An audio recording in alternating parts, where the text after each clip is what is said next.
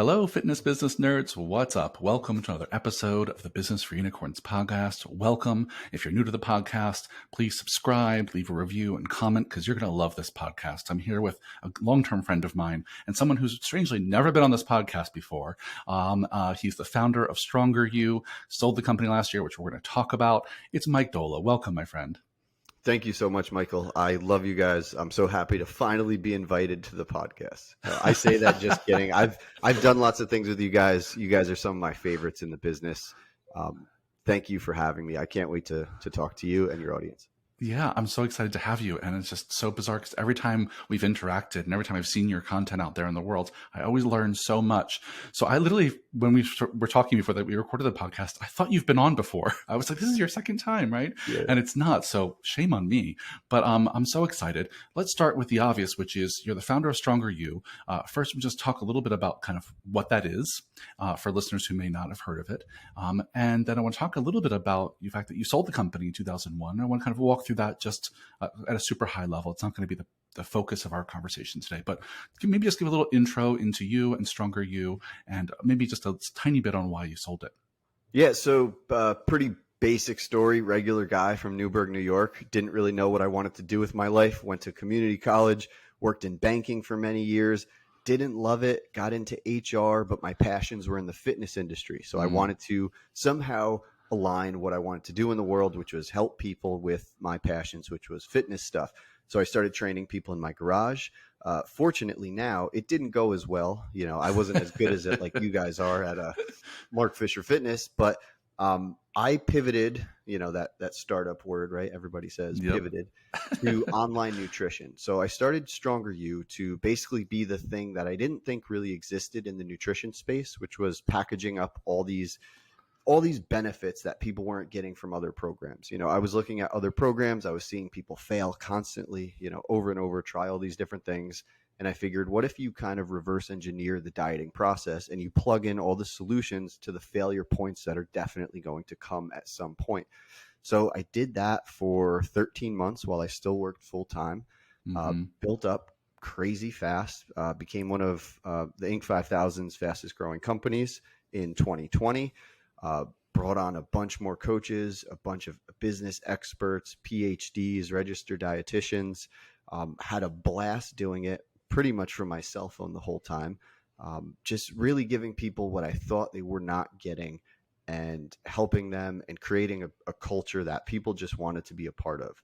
I think that was one of the biggest success stories for us. Was we were one of those companies that people just love to support. I was very clear about my underdog background, how I just wanted to help a bunch of people, and people jumped into that. They really wanted to support that. And then we got the eyes on us from many VC type funds and businesses, and we got an offer. Yeah, they found us, right? We got an offer we could not refuse from the company that owns Anytime Fitness, Self-Esteem Brands. Great partnership. They own many units around the world. And the reason for selling was my goal was never really money. You know, I wanted to be comfortable enough, but my goal was helping as many people as humanly possible and give them really cool jobs, which I think are those jobs in the fitness industry. And that's kind of how it went, start to finish. There's a lot of crazy details in there, but I know we only have a few minutes, so I'm not going to take the whole podcast to tell the story. Yeah, amazing. That's a fantastic summary. And for those of you who are just discovering Stronger You for the first time, go check them out. Go take a look at the work they're doing. It's fantastic. They do fantastic work. And so maybe let's go back and I want to pull a thread of just kind of one piece of Stronger You that you've maybe been kind of most well known for, which is you grew to multi-million dollars a year very quickly, and you did it by spending almost zero or maybe $0 on marketing. Your primary strategy was just creating such a great experience. People couldn't help but talk about you, couldn't help but share their experience. I know you did a lot of referral work, right? Incentivizing referrals with your clients. You did a lot of work in kind of community chat boards and Facebook groups to try and build community knowledge. You can kind of just walk a little bit through like, what was your strategy for growing? And you just talk maybe a little bit more about the referral program, because that's something I think really translates well to gyms. Yeah, I think early on, I started to pick up clues that a lot of my original members were dropping. One of the things they were always telling people was how quick I was to answer them. So it became kind of like this unhealthy obsession with my cell phone where I actually developed a callus on my pinky. I was on it so much. It's kind of crazy, right? Hashtag cell phone problems. the, Yeah. the Yeah. battle wounds, right? So I started seeing that one of the missing pieces was diets are lonely, right? Nutrition stuff is lonely, fitness is lonely. And I was there for people. So I knew when people were referring that they were going to tell people how quick I was and how thorough I was. So I always made that customer service and that connection such a big part of what we did. And luckily I was one of those people that was pretty much raised on message boards, right? So I knew Hmm. how to talk to people online. I knew what people were going to think and say with basically every word I put out. I didn't learn all my lessons this time. I still, everyone wants to debate these days, but that was pretty much the big thing. And I was realizing how important these little things were to people, and I just doubled down on that. And then we had a referral program developed. It was actually the idea of Mike Alessi, who was our COO at the time, who was like, why don't we do a referral program where we just give free stuff for people signing up people? And we were like, how do we do that? And we started doing, the MBA type business math that everyone does, right? Well, if Hmm. we give this away, it makes the program actually less and we make less money. But our whole thought was every time we get a new member, we get access to a new network that we've never had. So Hmm. when we did a free 12-week session for 5 referrals, we didn't care that that fifth session was free because those people were bought in already. It was a thank you for talking about Stronger You and getting your friends and family and whoever else on.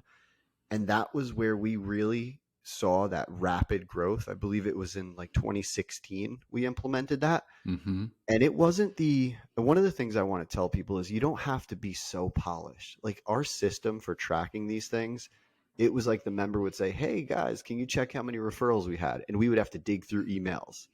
And these are Hmm. some of the regrets I have. It's like, man, why Sure. didn't we get a system in place for this? But because we were so Yeah. busy worrying about all the other crap that was more important. Like, is this member happy? Is this member getting results? Are our coaches happy? Are they taken care of? We didn't have the bandwidth at the time to look into all this software to plug and play referrals. We just knew that give people a really good service, good product, they will tell everyone about it, and then you thank them for it, and you create an environment where you facilitate that to happen at scale and over and over and over. And then it's like, here we are. Like people don't believe that we did this without traditional marketing channels. Yeah. Well said, my friend. There's so many great takeaways in that for our listeners. I mean, I'll maybe work in reverse because I remember the thing you just said most recently, which was it's so important. I think I see a lot of gym owners lose sight of this to spend the majority of your time on a regular basis just making sure your clients are having a great experience, being responsive to them, right? Checking in with them, helping them have a great experience if they're not. Like that's huge. And all too often they spend too much time building the systems instead of focusing on what should the system be. right. Right. It's like you Right. could Like, build up the shiniest, coolest looking gym or store or whatever. And if yeah. no one wants to talk about it, it's just going to be empty. So Yeah, I think that's I so don't know. smart. And then also going back to your kind of value assessment that, right? Yeah, well, giving away a 12-week program is risky, but if you think about how much it would have cost in traditional advertising and marketing to get those 5 clients, those 5 leads that were referrals to get that 12 weeks, then it's so worth it long term. And I love the way you said that every new person that you get access to is access not just to them, but their whole network. And that Right. kind of thinking is so valuable. One of the challenges I hear gyms have when it comes to implementing referral programs is they don't know when to like make or how to make the ask. Right? They don't know how to say like, "Hey, you seem to be having a great time. I would love to work with more people like you." How do you get your team to like be good at engaging in those referral conversations? Yeah, I think it's all about sharing and highlighting the value that your current members are getting. Hmm. And it almost becomes automatic for everyone else to want to share that. Sure. Because when you think about it, like we're not plumber businesses, right? Like if some plumber comes here and unclogs my pipes, I'm not going to run around and say, "Oh my God, the plumber was the best." But when we're in the business of selling better lives to people, everyone wants to tell everyone that. So Hmm. there are methods you can do, and we truthfully never were that great at implementing all these different methods and these Sure. tactics. We just did it throughout the sessions, right? Couple weeks in, how you doing? If you know anyone that might, want to do this, we do have this referral program. At the end of the sessions, we created like email marketing campaigns to tell people about it.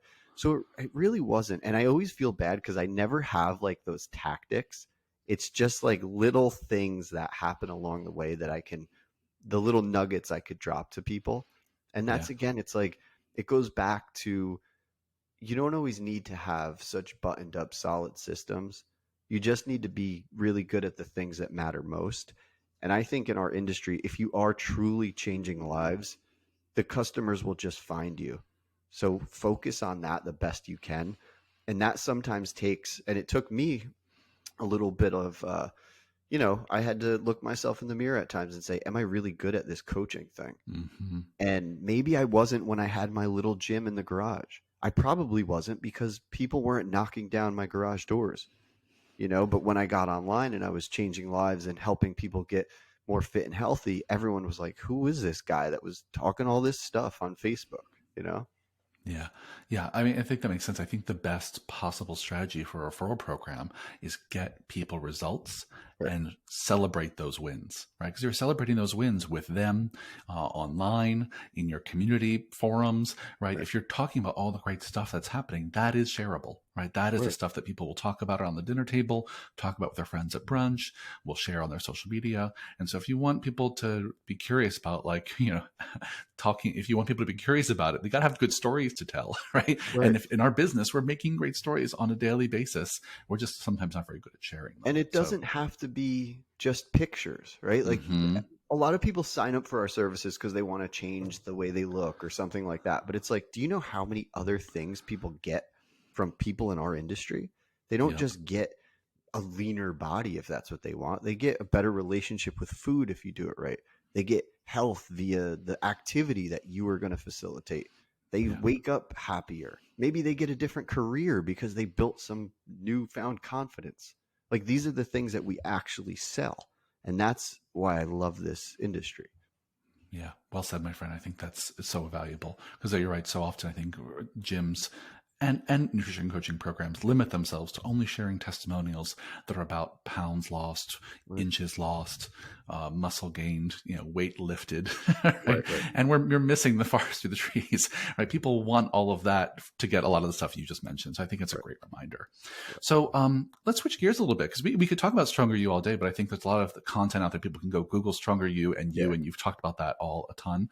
What I'm kind of interested in spending more time on today is your life now that you've sold it, right? Yeah. It's Yeah. kind of a fascinating chapter I've seen with a lot of entrepreneurs, and certainly some of our listeners have sold businesses, or maybe one are thinking about selling theirs someday. So I think sharing a little bit of what your journey has been will be valuable to them. So maybe just starting really big picture. What's your journey been like since selling in 2001? It's a very weird feeling because it's Mm-hmm. like, this is my baby, right? And then you're Yeah. like, you can raise it now. You know what I mean? And I'm like, I'm Yeah. still involved. I'm still pulling some strings here and there, but it's very different from like an emotional standpoint. Like, I thought I was going to have a much harder time with it Mm-hmm. because it's something you do. And like, I was legit, like, I was the crazy person that was like on from the moment I woke up to the moment I went to bed in some way. When it's on your cell phone, you can just pick it up and do stuff and call it work. But not doing that as much and having a baby recently, well, Yeah. almost a year ago, it just makes you look at the world a different way. And I couldn't, I think, mentally handle that level of, I guess, just being on that much for my whole life. So Yeah. to me, it just made sense. And now I'm just trying to figure out like what I want to do in life. Like, what are my philosophies and values, and what do I want to experience in the world? What kind of baby girl do I want to raise? What kind of Mm. husband do I want to be? What kind of friend and mentor? And that's really where a lot of my mental capacity is going. And that's just, it's interesting to be in a very privileged position to choose what I want to do. Yeah. Yeah. Hi, listeners. This is a brief interruption with bad news. The bad news is after our last enrollment, the Unicorn Society is sold out. Since we pride ourselves on providing personal attention, we can't let anyone else in. But the good news is we're building up capacity to open up a few more spots for our next enrollment period later this year. But this is first come, first serve. So if you're interested in working personally with Michael Keeler, Pete Dupuis, Ben's secret weapon Pickard, and yours truly, head to businessforunicorns.com/unicorn to find out more about the prerequisites, learn about the program, and, if so intrigued, get on the wait list for priority consideration for future spots. Now back to the show. Yeah, yeah, it's so fascinating because everyone I talk to that has sold a business, or at least even sold part of their business, and now they have partners, right? There is this strange period of almost mourning, right? A transition of mourning, of kind of letting go of this thing that you took care of day and night for so many years, almost like a child, right? And so I think that I find that to be pretty universal, with very few exceptions. A few people I talk to who are like, I'm so fucking glad to be rid of it, right? Yeah, But that tends to be the exception from people I'm talking to, at least, which is, n equals 1 over here. So I don't really know if that's true. But I'm curious now, because you mentioned what you're trying to do now is figure out what is the kind of impact you want to make now. You have, as you said, you have the privilege to decide how you spend your time. And I'm curious how entrepreneurs do that. You mentioned also turning to your values and figuring out what you value. You also mentioned that when you had the business before, you were working day and night, and that just really wasn't sustainable. I imagine that's something you don't want to go back to. So it's kind of a dance we do here with ourselves, knowing that there's part of ourselves who's happy to be all in on a business and invest in making a great impact. There's a part of ourselves who knows that we want time to be with family, with friends. Working noon and night isn't sustainable. So can you just talk to me a little bit about what's the process you're going through right now? Or it doesn't have to be a process, but what's the experience you're going through right now to try and uncover how you want to spend your time? Because I find there's so many people I'm talking to on a regular basis who don't know how to do that for themselves. And you're kind of a living example of someone doing it in the moment. So, maybe start with values. Like, what role do values play in your next chapter? Yeah, so I try to distill life down to like a few main points, like, family, friends, health, entertainment, impact, or purpose, and think about what I can do to make those things better and feel fulfilled. And it's like, this will probably turn into like mini therapy session, but Great. It's almost like I'm 39. I'll be 40 in September 27th. Everybody put that on your calendar and wish me a happy birthday. But I'll be 40 in September, and I'm like, oh my God, is this that thing they call a midlife crisis, where you just start thinking like, and especially because like I'm in a point where in a couple of years I could probably retire and just do whatever. And there's something weird, like a guilt about that, where I have such a passion to help people find jobs and careers that they like. And I was lucky enough to do it. And I feel weird that I can't help everybody do that, but I want to. So I'm like, if I don't do that, do I feel like a failure?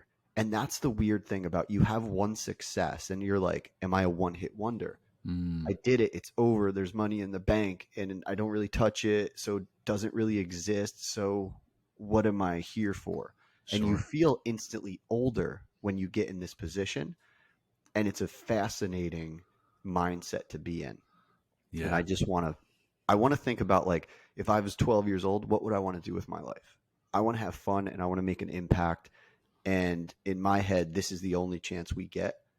So how can I make the most of it and just be a good person to as many people as possible while I enjoy this ride? Yeah. Yeah. I think it's a beautiful reflection. I think it's really, really well said.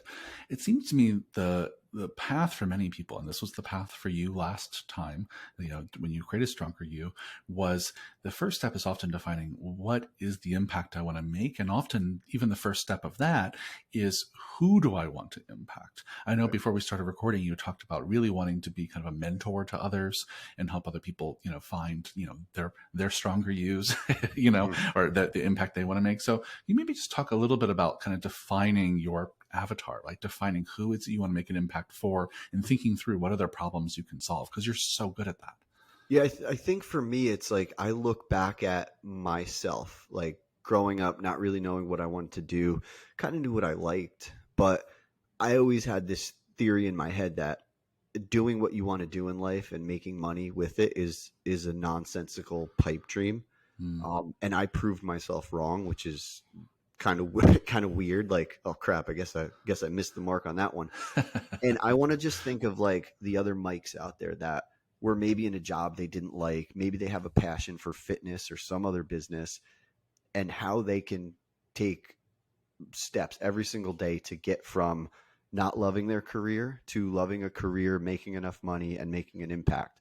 And I think you can get all three of those things. I think most jobs are you either make a lot of money, you enjoy life, or you have free time or whatever. And this has a positive impact. You can make money and you can enjoy it. So I want to talk to the Mikes of maybe when I was starting in 2014, 2015. What can I tell those people? You know, I'm not looking to do like official mentorship or anything like that, but I love having conversations. Like I would love to get on a Zoom with 10 fitness professionals and they could just ask me whatever the hell they want to ask me. Mm-hmm. And I'll be an open book and tell them anything that I think will help them get a few clients and live their version of a dream. And for me, it was never to sell a business or whatever this business became multi-million-dollar revenue. Like that's friggin' crazy to me. I would have been happy with what I was doing in 2015 for the rest of my life.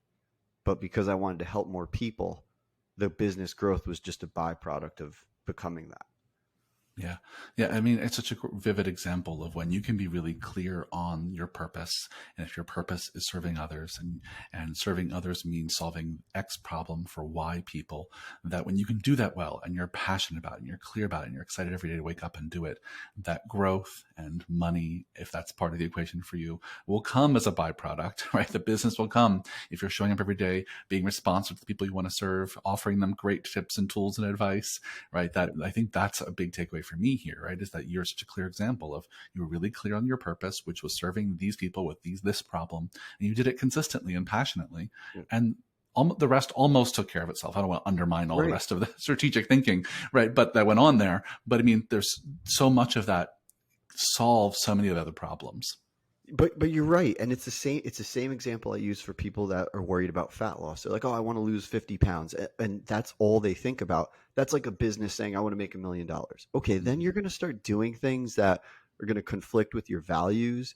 You're going to do the quick fix version of business just to sell lots of stuff, and it's probably not going to win in the long term. So when Mike and I were running the business, we hardly had talks about revenue. Like it didn't really come up. We were like, "Oh, what did we do this week? Oh, cool." Like if it was up or down, we didn't even reflect back. We were just like, "All right, we know what foundational principles we need to put in place, and if those things are going well, everything else is going to take care of itself."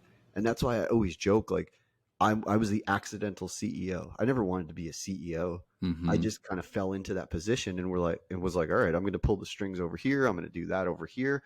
And luckily it worked out. I'm not saying it was perfect, definitely made some mistakes, but that was it. We knew if we just helped a lot of people and gave people a good work environment, everything would take care of itself. Yeah, there's something about that just being excellent at the basics in a service business like this. If you can just be excellent at just, honoring people, making them feel comfortable, giving them great results, connecting them to community, just the basics of being a community-driven service organization, right? Like that's it.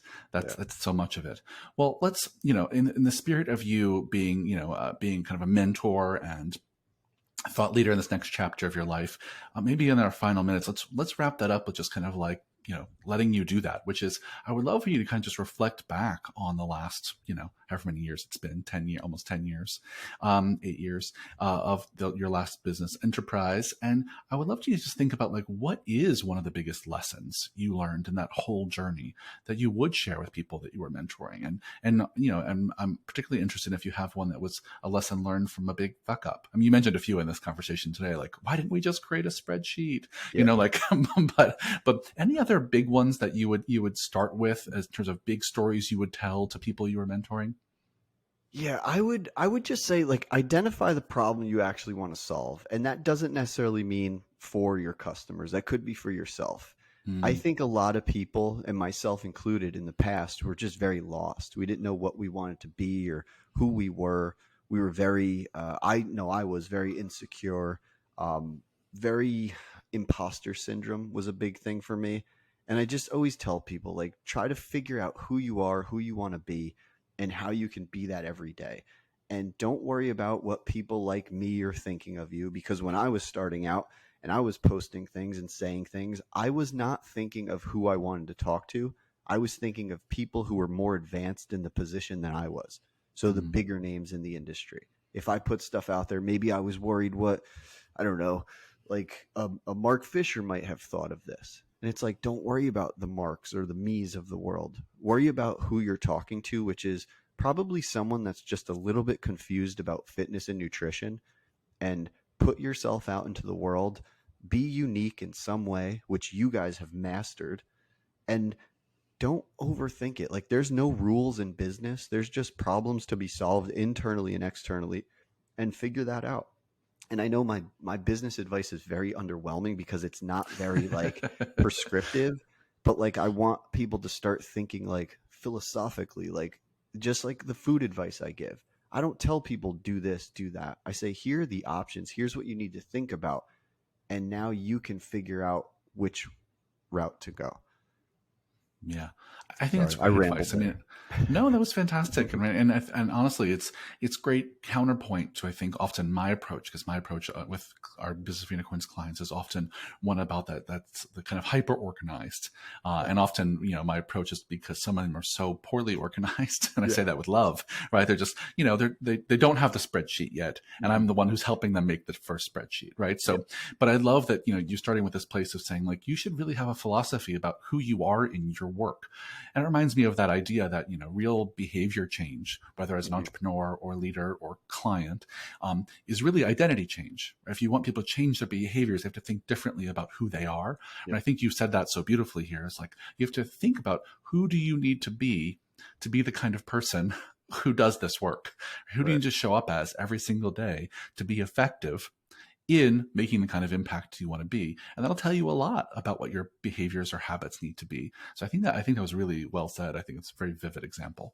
Cool. Thank you. Yeah. I rambled a little bit there, but I feel like that's, to me, because I look at the industry and I look at everyone trying to do what everyone else is doing, and no one's actually unique. So how can you be unique in such a, I don't know, noisy space? Right? Yeah. Like I'm not much of a video guy. Maybe I'll get comfortable and do them. I don't know. Maybe I'll just write words and figure stuff out that way. So just think about who you are, what you want to do, because you got to go to work every day. You can't fake it for the rest of your life. So find out, marry who you are and how you can help the world. And I think you'll figure it out. It's a great note to end on, my friend. Thank you so much for doing this. Great conversation. And we'll have to have you back again, since I already thought this was your second time. We'll have to actually make a second time, because there's so many more things to talk about. And as your journey evolves, I'm curious to see where you actually land next, if you need to land at all. But let's do this. Tell our listeners, where can they find out more about Stronger You? Where can they follow you on the social medias? Yeah, they could find more about Stronger You at strongeryou.com or at Stronger You. Myself, just at Mike Doehla on Instagram, Facebook. I'm afraid of TikTok, so I haven't got on there yet. Yeah, same. I have too many apps. Can't do it. Can't do it. Spoken like a true Gen Xer. Yeah. I'm like, oh no, I don't know how to work that. It's too much. It's too much. All right, my friends. Well, thanks for doing this, Mike. It was so great having you. And dear listeners, if you enjoyed this, please share it with a friend. Go leave us a review and email me. Let me know what you want us to talk about next. Michael@businessforunicorns.com. Thanks for being here, Mike. Go enjoy your day. Thank you, guys. Talk soon. Bye.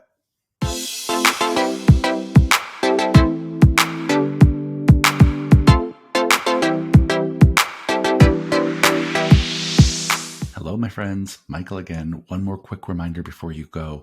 Our Coaching Conversations course is happening live on Zoom October 14th and October 15th. It's 10 a.m. to 4 p.m. Eastern Time.